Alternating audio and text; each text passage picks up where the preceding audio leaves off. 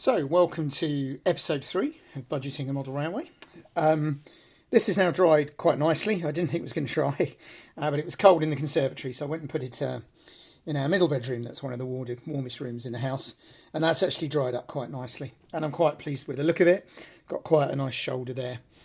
So now we're going to have a little look at cleaning it up and also trying to do something with these points. Now, the cleaning up probably is going to turn out to be a little bit controversial because I'm a bit harsh with it.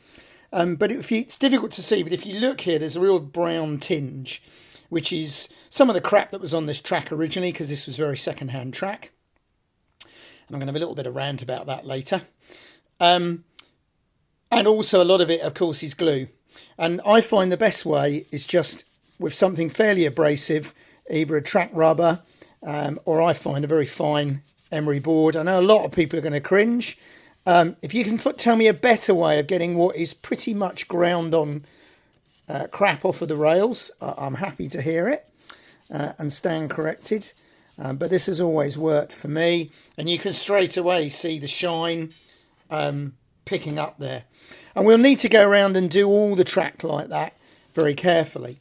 Now, the other things to watch for, if I spin this slightly, there we go.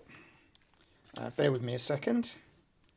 This is a very old tripod that doesn't like staying in one position because I broke it. And I'm having some trouble actually getting it to... Yeah, having some tripod problems. So what you'll find is you'll get things like this, which is bits of dried ballast that have got in the frogs. Now, some of them are easy to get out than others, but you do need to go through do that. And again, I haven't found anything better than the edge of a small ruler.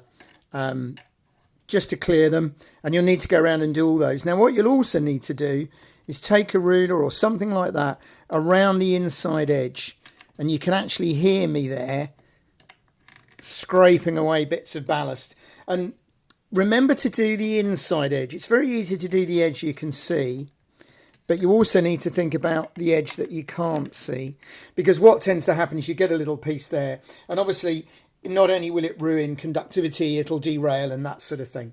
Now, I'm not going to do all of it because that make it quite a boring video, but it is quite a job. It's one of the reasons I haven't ballasted in the past.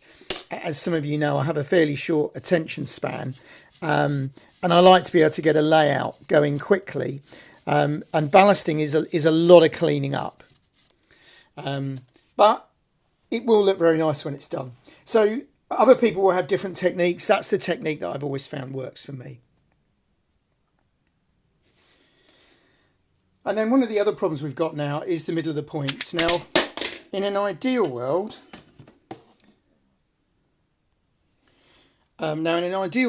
I would have put a ballast mat the same colour underneath here, or at least painted it. But it is a bit of a gap. So I'm going to have a go at something I've not tried before, which is trying to very, very carefully ballast in there. And then we've also got some gaps here where I didn't want to get the ballast too near these blades. Now, in fact, I got the ballast too near to the point over the other side, and it then wouldn't work. So you have to clear these away. So you might find that when your point doesn't work, you have to clear these pushers here.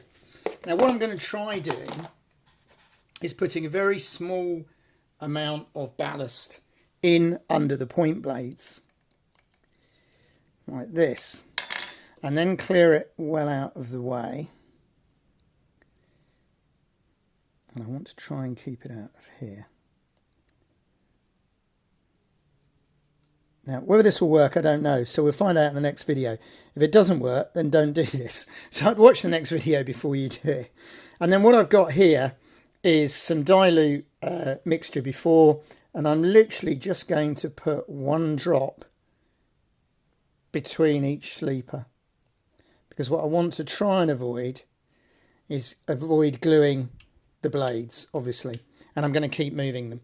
And then a slightly different technique to round these, because I don't want to get lots of liquid, which is to use neat PVA, which I didn't do very neatly.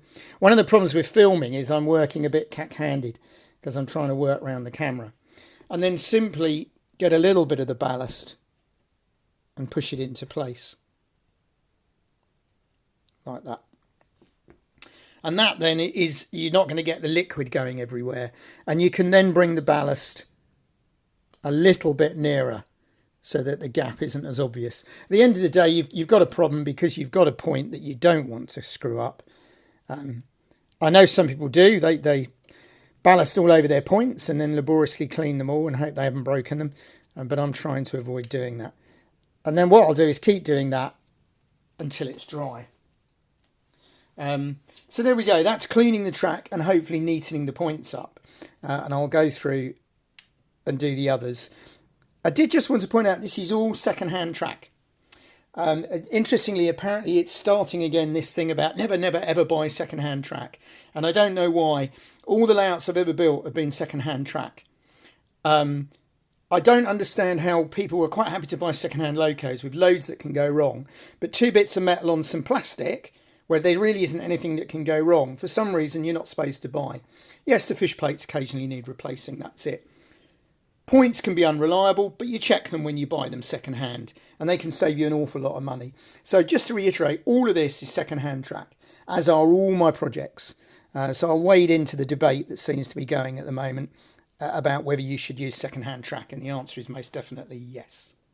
So I'll now clear the rest of the track, have a good clean, make sure it's all running properly, ballast the other points, and that really will be then the 3 videos in the series, and the next video then will be back to actually making the layout from there on in. So thank you for watching so far, hope you found it useful, and I'll speak to you again.